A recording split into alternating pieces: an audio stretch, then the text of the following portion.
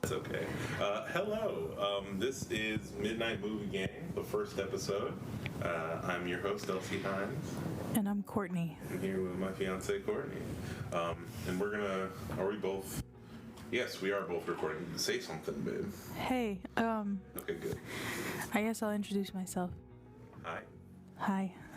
I'm Courtney. My pronouns are they, them. Yeah. And for this podcast episode, I'm drinking Bigelow brand decaf green tea with sugar. Nice. I'm drinking... You have to introduce yourself first. Oh, hi. I'm Elsie Hines. My pronouns are he, him. And I'm drinking Tazo brand vanilla caramel chai tea. And you hate chai tea. I do. Don't call it chai tea. Just call it chai. You're saying TT. It's not. It's TT, bro. we should review those movies. We should. That'd be fun. A little Spider-Verse, especially because I'm in such a big Spider-Man mood right now. Because as of recording this Thursday, October 19th, tomorrow the new Spider-Man Insomniac game comes out. Yes. Where you get to play as Miles and Peter. You know what's stupid about that game though? What? When it was first announced, the trailer made it seem like you could do like co-op with your buddy, and like one person could be Miles and one person could be Peter. Can you not do that? No.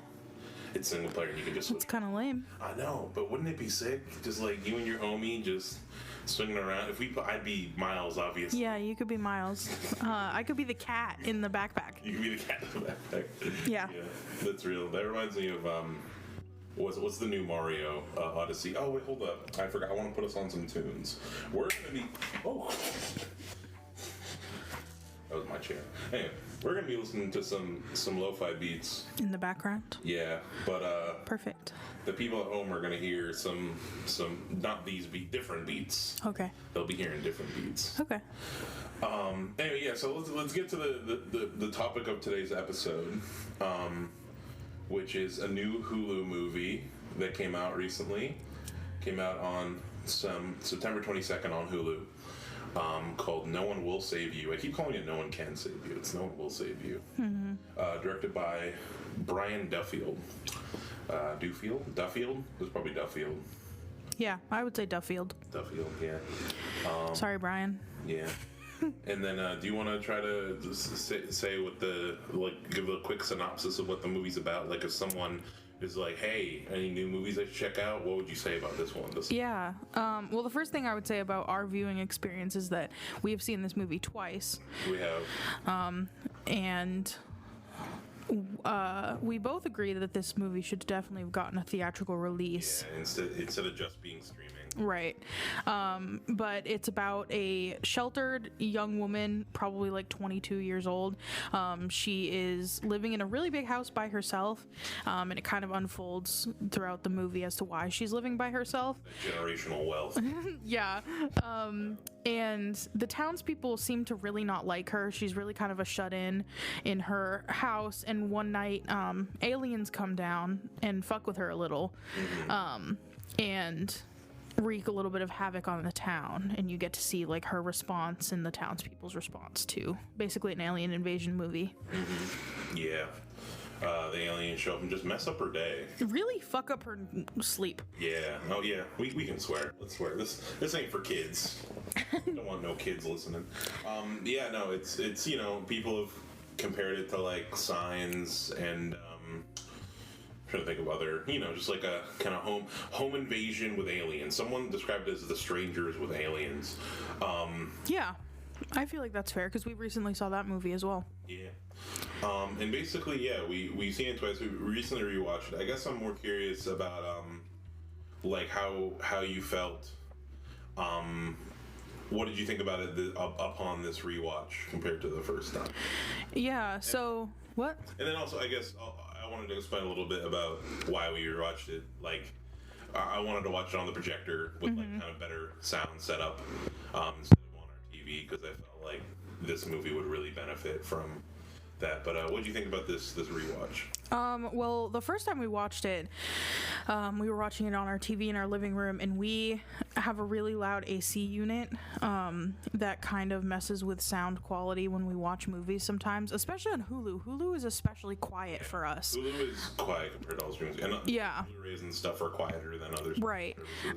So the first time we watched it, we were not really hearing the score as much, which is really important in this movie. And the sound design in general. Yeah, because this movie has hardly any dialogue. It's like 3 lines of dialogue through the whole movie.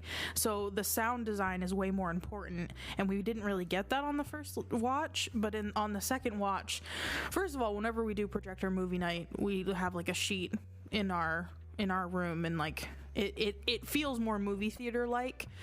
So I think that helps, because this movie should have had a theatrical release, and then also right, and then also we had a lot better sound through the amp system. Absolutely, just like not having the AC in our ear really helps, and being able to get just some more volume in general, and also the projector. I feel like just with some of the effects in this movie, I feel like the projector and having things be a bit darker in general helped some of the effects, but we'll get into that. But did you like this movie? I did. On Letterboxd, I think I gave it a 4 out of 5. I might be more generous on Letterboxd than some people are, because if I like a movie, I like a movie. What's but the average score? I don't know. I'm so curious. My phone's dead, so wait, no, it's not. But I really liked it. On the first watch, I was like a little bit. I liked it a little bit less, but on the second watch, I really like got into it, and there were things about the plot that I just like didn't notice the first time around, especially because I feel like the plot, a lot of stuff is revealed to you later in the movie than I normally would have liked. So on the second watch, I knew that some of those things were coming, so I was able to like enjoy what I was watching better, if that makes sense. The lack of dialogue threw me off the first time. Yeah. I just didn't expect it. I guess it has a 3.1 out of 5 on Letterboxd average. Yeah, but Letterboxd. Some of those people are weird. Yeah. The Dark Knight has like a 4 point. Right. We need to do a Batman episode. Do we? That'd be great. Some of the people, your thoughts. I don't think anyone needs to know how much I don't like The Dark Knight. I think they'd be very entertained by it. But yeah, absolutely. There's like some of the plot, like the kind of Bryn, Caitlin Denver's character, her kind of central thing is revealed very late in the film. And I'm gonna say this is a spoiler discussion. Full spoilers. Yeah, like it's revealed basically the whole movie, like they're kind of hinting at this whole thing with like her friend Maud, that she's writing letters to her friend Maud. And I forget if we find out that Maud is dead. We see her gravestone later in the movie, and we don't really know. Well, we know she's at least like gone in some capacity, because in the letters that Bryn is writing, it says stuff like, "I can't believe it's been 10 years," and "Oh, I miss you," and all of this stuff. And then she might have moved away. Right. And we also know that her last name is Collins, which is the same last name as the chief of police. The police chief, yeah. So like that is her dad, and the police chief and the chief's wife are real mean to Bryn. They're really mean to Bryn. When like the mom spits on her. Yeah. In the police station. And, man, he should have arrested his wife right there. Well, cops. A cab. What are you gonna do? But yeah, no. As far as like the aliens are concerned, when I feel like this movie, I think the middle section's the strongest for me. It's a very short movie, like it's less than 90 minutes, and they don't really mess around as far as like the first 10 to 15 minutes is kind of just like getting to know Bryn through visuals. You see like her routine, like she wakes up in her giant gorgeous house and she builds these little like little towns and figurines and like small people. It looks like she's running like an Etsy shop. Yeah, she seems to be like a seamstress also, and like ships out like dresses or something. Makes clothes. And then goes into town, and then like that first night, she just hears some rumblings in her house, and she runs across this first alien. And I feel like that for me, I think most of the time I'm a big fan of like in things like this to like not directly show the creature. Like I'm a big fan of the build, and I thought they did the build up very well in the movie. Like with this first alien, you see it like through like stained windows, and like, you know, you see like maybe a little bit of its head or like its fingers over one thing, you know, grabbing the phone or whatever. And then like the little bits and pieces that you get, like the first time you see its the first time you see its toes. I hate the aliens' toes in this movie. Maybe little hand toes. They can stand on their toes, and it's very weird. Mm-hmm. It's hard to describe. But I wanted to ask you, even before the aliens come on the scene, did you have any doubt about what time period this was happening in? Because upon our first watch, before even partially into Bryn going into town, I wasn't 100% sure that it was in present day, and I feel like that's on purpose, because we didn't see modern cars, we didn't see cell phones, we didn't see anything to indicate like what year it was in the intro. She's writing letters, she's mailing out packages, she's wearing like an old-fashioned kind of dress, like almost 50s style dress. Like it was like they were not like trying to specifically go for an older time period, but like might have been like hinting at that. I feel like if this was a bigger budget movie, they would have made it a period piece like in the 50s, which I thought would be cool. Yeah. But this movie has, according to Wikipedia, has a budget of $22.8 million, which for an alien invasion type movie is pretty dang small. And, you know, like if they had a higher budget, they could have got the vintage cars and like all the other things. And I mean, yeah, none of the modern technology that's in the movie is like has anything to, like, Bryn doesn't have a cell phone, or at least we don't. Right, we never see her with a cell phone. She's reaching for the house phone that is connected to the wall. Even it's not even a handheld house phone. It's like a connected to the wall phone. Yeah, it's a rotary phone even. In the first trailer for this movie, they show the scene of like all the electronics going off, and I'm a big fan of that in alien movies.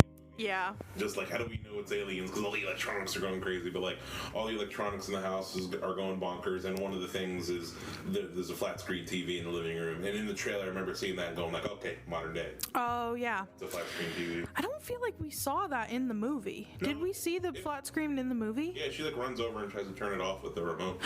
Oh yeah, I do remember that. Yeah. It was very brief. That was the only modern technology in her house that I can think of. Yeah, pretty much. Even her fridge looked kind of old. Yeah, it was like a 50s style boxy fridge. Yeah. No, that's true. I think we're supposed to assume... I read a couple of, like, a couple of fan theories about this movie, and this house was definitely passed down to her from her mom. Oh, yeah. Like, in the movie, see Gravestone, her mom died in 2020. What if her mom... 2019. Okay. I was about to say, what if her mom died of COVID? What if the aliens brought COVID? No, it was 2019. Yeah, that her mom died? Yeah. So Bryn... Yeah. Bryn was probably, like, alone in this house. Alone during COVID. Pandemic. Damn, some background. But, so we could assume that maybe this house was, like, passed down from generations. Like, maybe... that was like her grandma or like her great grandma's fridge. Right. Yeah. And I guess it does make sense with like the way that Bryn, the only glimpse we get into like what she does for a living, because we live in America, you gotta know capitalism stops her no bitch. We know that she has like an Etsy type store or something where she's like shipping out whatever it is she's making, like dresses and whatever. But we only see her do one package. Like, we're not seeing her, like, run a business, quote-unquote, like, on a large scale. So I guess you could just assume that, like, stuff in the house has not been updated since her mom died and hasn't needed to. And she probably just owns the house outright. Yeah. But then, like... paid off for a minute. Right, and then just has to buy her own groceries and stuff like that. Mm-hmm. I don't know why, but I was very curious about, like, her economic status and how she was doing that. Well, I mean, I think it's a combination of, like, her family probably has money. Yeah. She probably inherited some money. But then also it makes sense that, like, her Etsy shop would have enough to, like, pay for, you know, power and, like... It's just her. You know, she left all the lights off at night. Right. When the aliens Even though I would be leaving them all on if I was living by myself. Hello. Hi. Sorry about the technical difficulties. One of the mics was messed up. The audio might sound weird in the first 15 minutes of this. Maybe it sounds weird now, but you know what? It's okay. Yeah, it'll be fine. Nothing's going up until I have the first 3 episodes recorded. So if this bothers you, you got 2 other episodes to listen to. True. That's true. In the future. Yeah. Because we're coming to you from the past. See, right. Those look like good waveforms. Yeah. So those look like good waveforms. You were talking about her living in the house alone. Yeah. We were talking about how she's got this big house. It's full of a bunch of 50s stuff. Yeah. I wanted to talk a little bit about the beginning of the movie before anything necessarily creepy happens, and just the way that the townspeople treat her. Mm-hmm. So, like, the mailman he throws her package, first of all, which at first I didn't take. That is, like, the first malicious thing that a townsperson does to her that we see. Mm-hmm. And at first I didn't take that as something malicious. I just took that as, like, this man just doing an ass of a job, mm-hmm. just, like, not doing a good job. Yeah. Like, throwing packages, not giving a shit. Mm-hmm. But then when she is running into town to mail her packages, you see that there's a townsperson that she waves to, and he just, like, scowls at her and turns around. Mm-hmm. And then you get to the part where the police chief and the police chief's wife, like, the police chief's wife just fully fucking spits in her face. Well, she spits in her face, like, way later in the movie. No, I know, but I'm just these are the build-up. The build-up of, like, the townspeople being rude to her. Yeah. And we find out later that that she kills Maud. Yeah. You know, that also makes sense why the whole town hates her, because it's the police chief's daughter. Right. Yeah. But the part that doesn't make a whole lot of sense to me is, like, we know that this was 10 years ago. Uh-huh. It's been 10 years since Maud died. He could have been chief for more than 10 years. No. That's not the part that's confusing. That is not confusing, but the part that doesn't jive with me is if Bryn is 22, mm-hmm. that means she was 12 years old when this happened and she hit Maud in the head with a rock and Maud died. Why are we holding grudges against girls from when they were 12? Is my question. Like, the way the townspeople treat her, like, that man, like, literally scowls at her and turns around, and we don't have any indication that he is, like, a member of the chief's family. Like, we have no indication that he knew Maud beyond just being a townsperson. I just feel like it's so weird to be holding a grudge against someone for 10 years when what happened as when they were children. That's true. Like, regardless of what your opinion on if Bryn meant to kill Maud or not, which we can get into, regardless of whether you think there was real malicious intent versus just, like, a kid acting out. Yeah, I think she was just being dumb. I think she was just being a dumb kid. But yeah, regardless, even if you think would kill her. Right, even if you thought that there was malicious intent, she's 12. Like, how much malicious intent can a 12-year-old really have? You know? And why are we still 10 years later holding it against this girl who now doesn't even have a mom? And we never find out what happened to the mom. I feel like somewhere in there it says that her mom had cancer or something. Probably. But I could be wrong. That's what people die of. Yeah, that's what parents die of. Right. Yeah. But yeah, I get what you mean. I mean, I don't know. People could be jealous of her because of her big house. Because she's got... No one else seems particularly poor, though. That's like, true. I feel like it's supposed to be that she's exiled because of Maud. Her neighbor man has just, like, a one-story thing. Yeah, but I just feel like... the main conflict is what happened with Maud. Yeah, that's, like, the main root of, like, what people... I mean, it was probably, like, a whole investigation. It was, like, a whole town, you know, how, like, in small towns, everything's, you know, crazy. But, yeah. It's just weird to still hate someone for something they did as a 12-year-old. Yeah. Well, I mean, I think that part could be more just metaphorical, because that goes into, like... I want to talk a little bit about some of the fan theories I've read about this movie, and that, like, the aliens are just a metaphor for depression and trauma.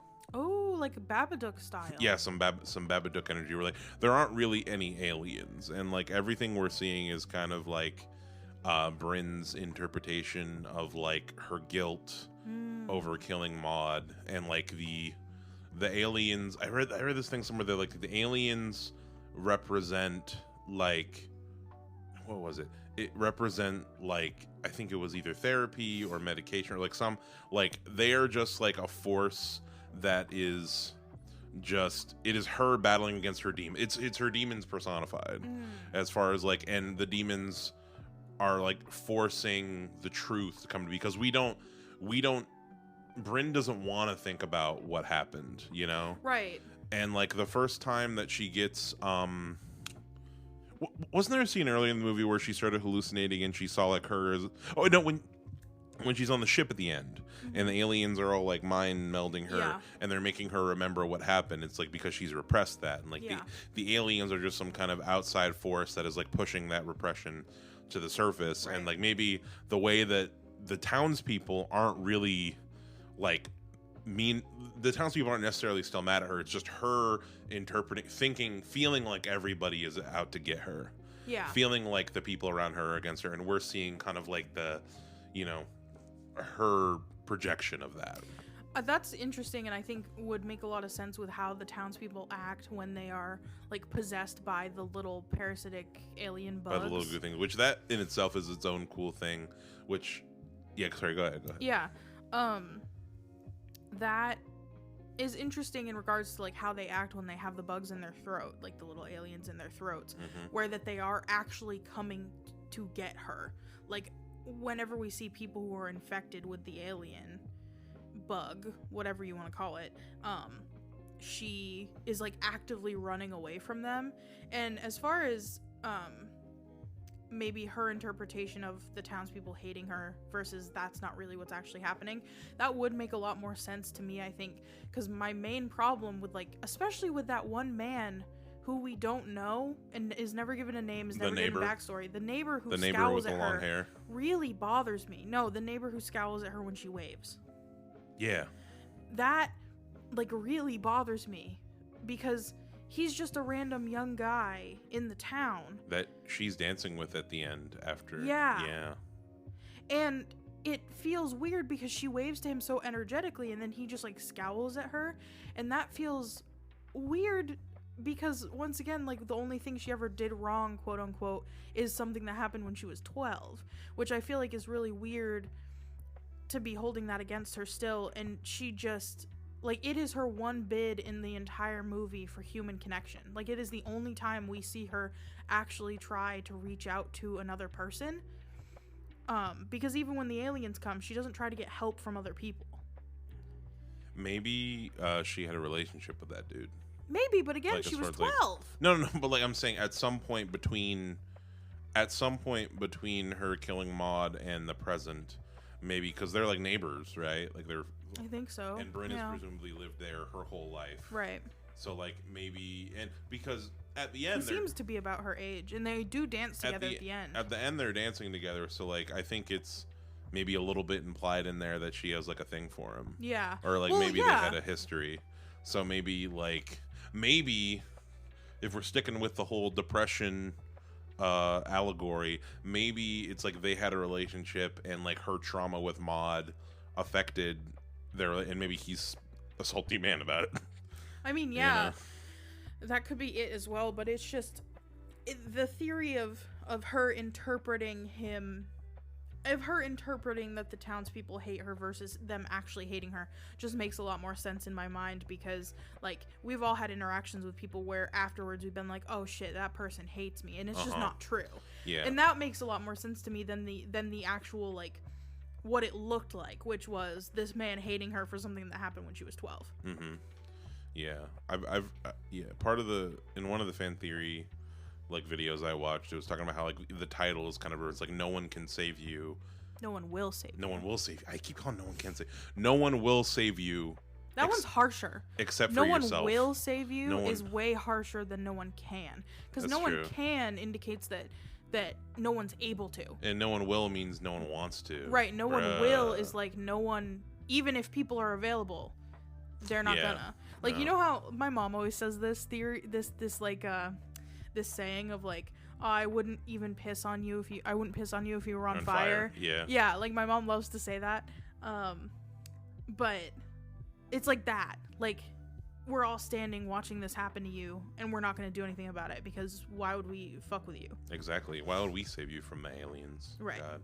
Can we talk a little bit about the whole parasite alien thing? Yes. That whole thing was really cool, and it also made it extra creepy. Like when you see the parasites moving in the throats and all that stuff. And it also, there was upon the second watch, there were a couple of things that I noticed that made me think more along the lines of like, so for people who may have not seen it or whatever, the aliens and then also the people who get like possessed or like infected or whatever have these little like they kind of look like isopods. They look like pill bugs. Yeah, but they're big. Pill bug things that go in your throat and seemingly control the host, you know. And the aliens have them in their throats, and we know that they're in the aliens. The first one we see is after an alien that she kills. Yeah. Like we see the remains of one of the little goo guys crawling out of its throat and stuff. Right. When we see the aliens move in this movie, they don't look like, and the people do it too, their movements are like jittery.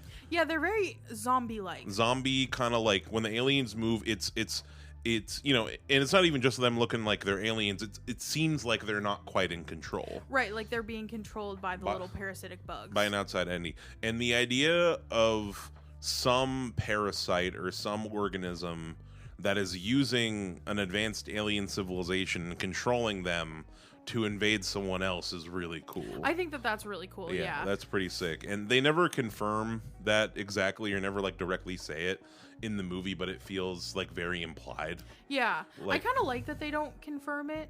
Yeah. Partly because I think that it leaves room for them to make more movies in this universe, which like I would like to see more. Oh, definitely. From this universe. I want to see more from this director, period. So this director, Brian Duffield, also directed Underwater, which is a sci-fi movie that came out in 2020 that we watched. Well, you fell asleep during. I fall asleep during movies. Let's get this one thing straight. Yeah. I fall asleep during lots of movies. Yeah. But my Letterboxd is literally Court falls asleep. Yeah. But I love Underwater, and I highly recommend Underwater if you're gonna like watch this movie and see this director's other work. I think Underwater is a really fun sci-fi movie. But as far as like what was I saying? Yeah, no, I definitely want to see more from this director, from this filmmaker. I want to see him get a bigger budget thing. I remember the trailer for this movie. Like, look, I just wanted like a classic alien invasion thing, and I feel like we got something deeper than that. And like, I remember it giving me Nope vibes when we watched the trailer for this, and I love Nope. I love Nope. We need to do a Jordan Peele episode. We do. We just need to have a list of episodes we need to do. Nope is one of my favorite movies ever. Nope is really good. Anyway, back to the alien life cycle type thing going on.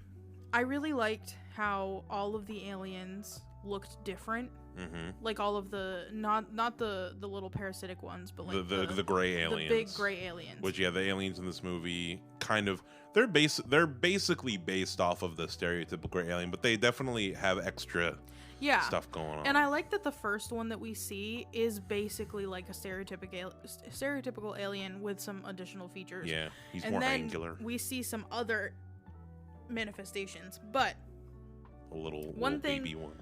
Yeah, the little baby one. I hate that one. But one thing that I really found interesting about the first alien that she encounters, she kills. Mm-hmm. And she kills it accidentally. Yeah. Just like she killed Maud. True. Because in the same way, hit it in upside the same way. Well, yeah. In the same way. She stabbed it upside the head, but with an up on top. Yeah, that's a good point. So the way she killed the alien is that the alien telekinesis her and grabbed her toward him. Her. And she had, I think it was like a piece of her. Like, it was like a building from her little diorama. From her little like diorama town. She just had like a sharp piece of that in her hand, and when the alien telekinesis her, like whipped her around, she had the piece in her hand and like stabbed him through the head with it, and she was shocked by it. Like she didn't try, it wasn't something she was trying to do, like it was purely an accident. And you can see in that moment, like she is like horrified, even though she like obviously doesn't want this alien to get her. She's been running from the alien throughout her house. but I feel like it was just a super trauma moment because she literally killed Maud the same way. She killed Maud with a rock, kind of whipping it around and hitting her over the head with it after like a little kid argument. Like it's very much like a very similar experience of like, I just hit something really hard kind of accidentally. And it's kind of interesting that they made her kill the alien in this very similar way to how she killed Maud. Because, that also explains an additional reason why she's so frozen there afterwards. Right, that's what I'm saying, is like she was so traumatized by like basically doing the same thing again. And also the other part of it is like she literally watches the light leave the alien's eyes. And regardless of how she feels about the alien, it's hard to watch something die in front of you, even if it's something you're afraid of. Not gonna lie, if I'm in that situation though, I feel like I'd just be like, nope, I'm out. I mean, running. But also you've never killed someone with a rock. That's true. Never been in that situation for sure. And then she would also just be frozen there, period. Because over the fact there's an alien in her living room. An alien dead in her living room. Right. Yeah. The scariest alien to me in this movie was the big tall one, the Slender Man looking one. Yeah, the big tall Slender Man one kind of had praying mantis vibes. Yeah, real insectoid. Like I feel like that's the angle. Like, I had a theory that like the parasites are slowly transforming like the aliens and whatever their hosts are into more insect-like things. Yeah. Because like at one point the tall alien did this like move where it was on its back and it started kind of crawling on its back. And on the bus, there's a scene on the bus where there's a bunch of infected people chasing after Bryn. And, What? More issues? Nope, maybe not. Yeah, there's a scene where there's a bunch of infected people chasing after Bryn. And one of the infected people falls on his back and then starts crawling at her on his back. Just like the tall alien. So... yeah, I think that like slowly more. But then again, the ending. Let's wrap this up talking about the ending.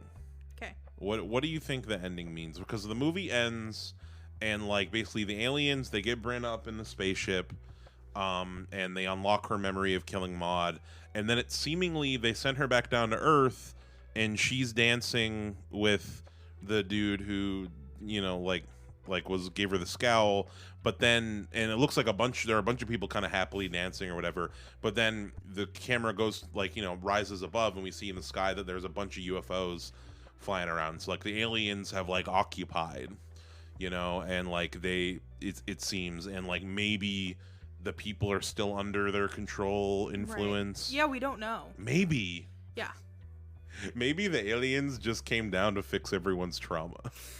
And so my thought is that maybe I don't know. It's hard to say because like they don't I feel like in most alien invasion type movies, like I'm thinking about Independence Day. The whole goal, like as soon as the alien has human vocal cords to talk through in the Independence Day. Oh yeah, it's just like we want to kill you. We literally want to kill you. Like they are. That's such a scary scene. That is a scary scene. But the scientists and shit are like, what can we do to make this peaceful? And they're just like, die. Like literally nothing. Yeah. But so this movie was a little bit different where like it seemed like the aliens, like besides destroying some people's houses and you know like minor property damage, the aliens mostly left the people alone besides the infection part. Like I don't know if they ended up taking the bugs back or not. That's true. My theory though, as for why they brought Bryn up and then put her back, I feel like it was more of like a scouting mission, like maybe like an intel mission versus like a like we're gonna come kill you mission. Especially because way back in the beginning of the movie, when they invade her house, they're just kind of looking around. Yeah. Like the aliens that are in her house are just kind of scoping around. Yeah. Maybe they didn't start messing with the town. Maybe that first alien that she accidentally kills, maybe that triggers like the rest of them to come down and be like, okay, boys, we got to figure out what's going on here. Maybe like they're like, oh, maybe it was like one of our guys didn't come back, so we're gonna go down and we're gonna wrap it up and share one mic. We're gonna be like this. Okay. There we go. I feel like the one-man scouting mission, though, couldn't have been it because when we first see Bryn, she's driving through the town and stuff, we see that there are those semicircles in everybody's yard. The mini crop circles. Yeah. So I feel like it had to have been like they were gonna all come down anyway, versus like a one-man scouting thing. Yeah, it's true. Yeah, they were already planning on it. Yeah, but I just feel like this mission was more of an intel mission versus a takeover mission, because if they have the technology, they would have just leveled the place. Absolutely. But I wonder if they just got what they wanted from Bryn, as far as like they unlocked her memories and just like saw what she got going in there, and that was enough intel for them to then put her back. Absolutely. But I don't know, and I feel like it's something that they could expand on in future movies. In the sequel, maybe they'll explain it, or like a follow-up, or I don't know, maybe more. I think I read an article that said, interview with the directors, that like the aliens in this movie are explorers. That would make sense. Like they're not malevolent. They're not evil. Malevolent. They're not evil in any way, or as far as like, I don't know, maybe they got some evil practices. But I think of it something along the lines of like the short story The Things. Yeah. Where like the story of the Thing from the perspective of the Thing isn't out to harm anybody. It's just trying to survive. Right. Or like it considers itself an explorer, and it just has a whole different thing. I don't know. Yeah. So. Any final thoughts on what would you 4 stars, Letterboxd? Yeah, I gave it 4 stars. I think overall, especially with the title "No One Will Save You," I feel like it spoke to me a lot about just like how individualistic we are as a culture.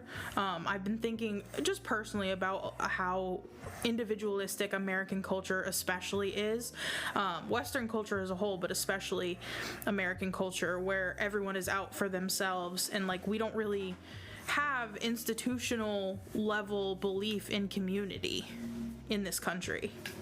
And I think that in other cultures and in other circumstances, a community might rally around a girl who's been through so much trauma, but I feel like it felt fairly normal for, in America, people to ostracize her instead, where I feel like some other cultures might have taken her in as like someone who's been severely traumatized, as she has. I mean, she lost her best friend when she was 12 by something that was her fault, and then a few years later she loses her mom to like an unknown illness or whatever, and I feel like it's so American to just like push her out to being on her own, and just saying no one will save you. Like, go fuck yourself. I read another theory. This movie is about millennial trauma. That's a good one. Yeah, there's a lot of fun ones. But yeah, no, pretty much same. I think the things I personally most enjoy about this movie are the kooky sci-fi stuff. Yeah. Like, I'm a big fan of kooky sci-fi stuff. But I did like that there was more meat in here than just a kooky sci-fi movie. Like, it's cool that we can have a discussion and like really deep dive into what the creators of this film meant. Yeah. You know, and like, I don't think, I think all of our theories are valid as far as like, right. And it's cool that people can see what they want in this movie, and hopefully more people watch this movie, and hopefully maybe it'll get some kind of short theatrical run. I don't know. The reviews haven't been super great for it, so maybe. I liked it though. Yeah, it was a lot of fun. Brian, I liked your movie. Yeah. Yeah. So I guess that wraps up this first episode of Midnight Movie Gang. I hope everyone liked it. Next episode's going to be about They Live, the John Carpenter movie, which we did get the pleasure of seeing in a theater. We did. But yeah, tune in next time.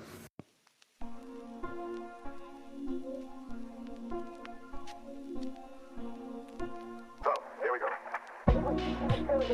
The child expectations, the complexes, the police are searching for James Thomas, believed to be the lover of Miss Williams, and her partner in the horrible murder of Walter. Everybody, and I'm here to hold on. Oh, please tell me where they've gone. Please tell me. I don't know. How much could I got in here? 3 tickets to Albany on 6 o'clock train tonight. What do you think? Special agent, special agent.